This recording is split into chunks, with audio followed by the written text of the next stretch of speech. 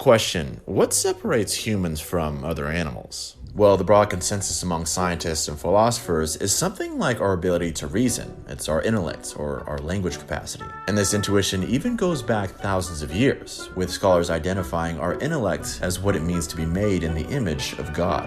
But more than this, humans are intrinsically inclined to engineer, to create art and build cool shit, just like ants in their anthills and bees in their beehives. But unlike the ant and the bee, or any other living thing on Earth for that matter, what is drastically different about humanity and what we create is our passionate love to destroy it. Fyodor Dostoevsky also noticed this tendency in humanity back in the 1800s, writing in Notes from Underground, "Man likes to make roads and to create. That is a fact beyond dispute. But why has he such a passionate love for destruction and chaos?" Of course, this is a rhetorical question. Dostoevsky knew the reason why men like to break things and cause chaos. And his conclusion, shockingly, was that chaos and destruction brought a man closest to what he valued most in life, even when it meant bringing that destruction upon himself.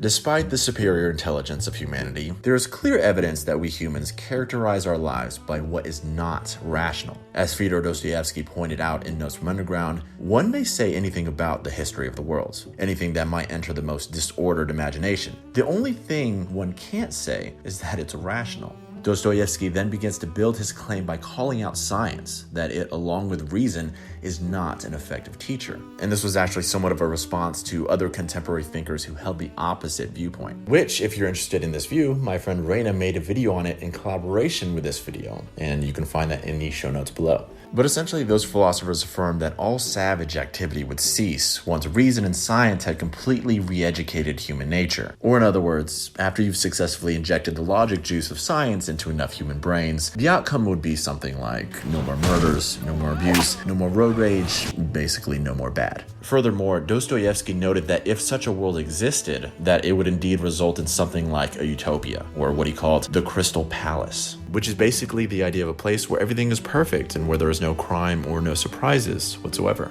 Okay, but here's the thing with that. Dostoevsky's conviction is that man can't live in a world without suffering, because the way that he understands it, suffering is the whole fuel for a man's sense of meaning. He wrote, "Suffering would be out of place in carnivals, for instance. I know that. In the Crystal Palace, it is unthinkable. Suffering means doubt, negation. And what would be the good of a Crystal Palace if there could be any doubt about it? I'm convinced that man will never give up true suffering, that is, destruction and chaos. Why, suffering is the sole root of consciousness." Oh, and by the way, this commitment to suffering isn't just in the context of man versus society, but actually it's way more prevalent in the context of man versus himself. It's true that when one looks over the animal kingdom, there's no other creature out there that can self-destruct quite like a human can. I mean, what other creatures smoke themselves into cancer, drink themselves into oblivion, or even eat themselves into obesity? And what's ironic about all this, the alcohol, smoking, tobacco, overeating, it's not like we don't know the damage these substances or behaviors do to our bodies. In fact, with the prevalence and accessibility of information on the internet, on top of the empirical evidence becoming all the more clear regarding the detrimental effects of said substances, what this only proves is this: we just simply don't care. But why?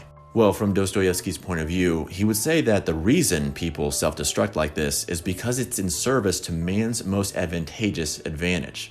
And I'll address what that is exactly more in the next chapter. But what's important to understand first is that the ultimate reason for why we do what we do comes down to one thing, and that is pleasure. So what you're saying is that you think we willingly bring ourselves to harm because it's pleasurable? Yeah, pretty much. As Dostoevsky put it, whether it's good or bad, it is sometimes very pleasant too to smash things. And he later conveys, even if it does us obvious harm. Alright, now to answer more fully, what is man's most advantageous advantage?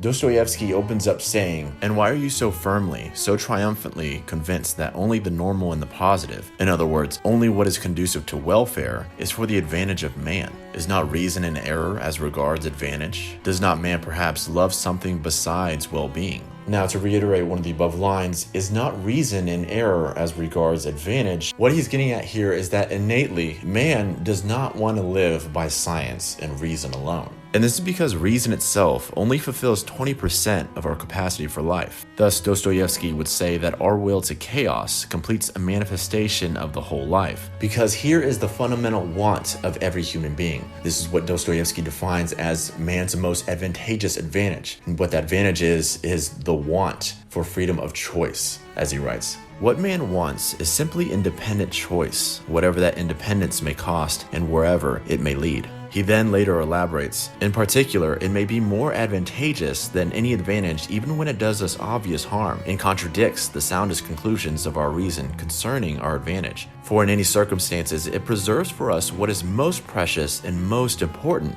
that is, our personality, our individuality. Thanks for watching, guys, and I'll see you in the next one.